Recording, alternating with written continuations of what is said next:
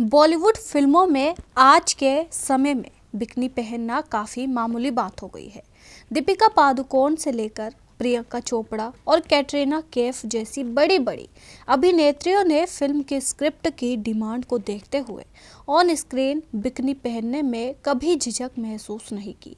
हालांकि हिंदी फिल्मों में एक समय ऐसा था जब फिल्मी पर्दे पर बिकनी या स्विम सूट पहनना एक्ट्रेस का बोल्ड मूव माना जाता था और कहा जाता है कि शर्मिला टैगोर वो पहली एक्ट्रेस थी जिन्होंने बॉलीवुड में सबसे पहले ऑन स्क्रीन स्विम सूट पहना था और उन्होंने 60 के दशक की film an evening in Paris में स्विम सूट पहनने का साहस दिखाया था।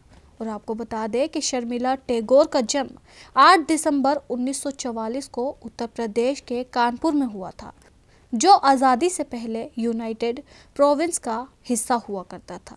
वहीं शर्मिला की शुरुआती शिक्षा सेंट जॉन डायोकेसन गर्ल्स स्कूल और फिर आसनसोल के लोरेटो कॉन्वेंट में हुई और जब वो सिर्फ 13 साल की थी और स्कूल में पढ़ रही थी, जब ही से उन्होंने फिल्मों में काम करना शुरू कर दिया था। उन्होंने अपनी पहली फिल्म ही इस सदी के भारतीय उपमहाद्वीप के महान फिल्मकार सत्यजीत के साथ की थी। वही अपू ट्रायलॉजी की तीसरी फिल्म अपूर्व संसार की नन्ही अभागी दुल्हन कोई और नहीं बल्कि 13 साल की शर्मिला टैगोर ही थी। वहीं आपको बता दें कि शर्मिला का पूरा जीवन लीक और परंपरा से हटकर अपनी शर्तों में जीने की एक कहानी है।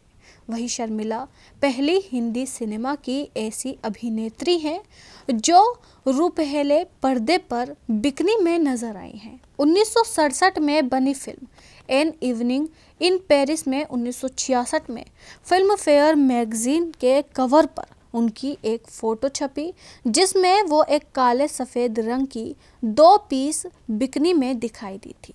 वही 1967 में an evening in Paris release हुई और पूरे शहर में बड़े बड़े हेड्रिक्स यानी पोस्टर लगे थे जिसमें उनकी नीली बिकनी वाली तस्वीर थी।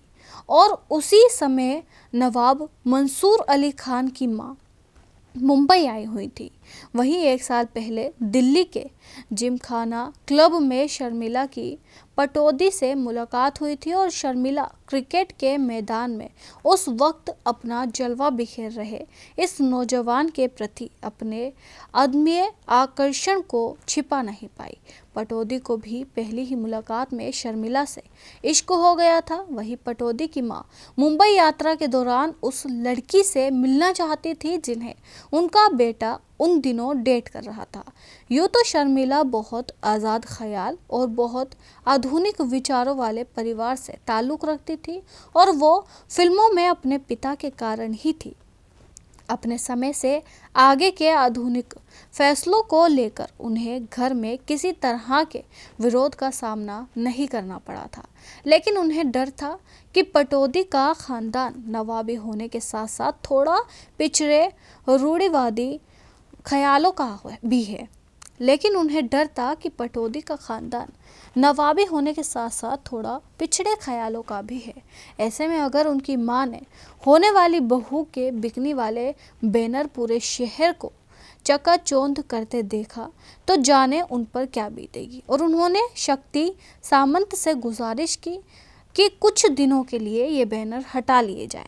शक्ति सामंत भी बिना कोई सवाल किए उनकी बात समझ गए और उन्होंने वहां से सारे बैनर और पोस्टर हटा दिए। वहीं आपको बता दें कि हिंदी फिल्मों में शर्मिला के करियर की शुरुआत 1964 में बनी फिल्म कश्मीर की कली के साथ हुई और उनकी पहली फिल्म ही सुपर डुपर हिट रही थी। और फिर उन्होंने यश चोपड़ा के साथ फिल्म वक्त में काम किया और वह भी सुपर हिट ही रही। लेकिन तभी उन्होंने अचानक नवाब पटौदी से शादी कर ली और इस शादी के लिए उन्होंने इस्लाम धर्म कबूल कर लिया और अपना नाम आयशा सुल्ताना रख लिया। वही शादी के बाद शर्मिला ने सत्यकाम, तलाश, आराधना, छोटी बहू, अमर प्रेम, आ गले लग जा जैसे अपने समय की सुपर हिट फिल्मों में काम किया। तो आपको ये जानकारी कैसी लगी कमेंट करके ज़रूर बताएं। ऐसे ही तमाम जानकारी के लिए हमें सब्सक्राइब करना ना भूलें।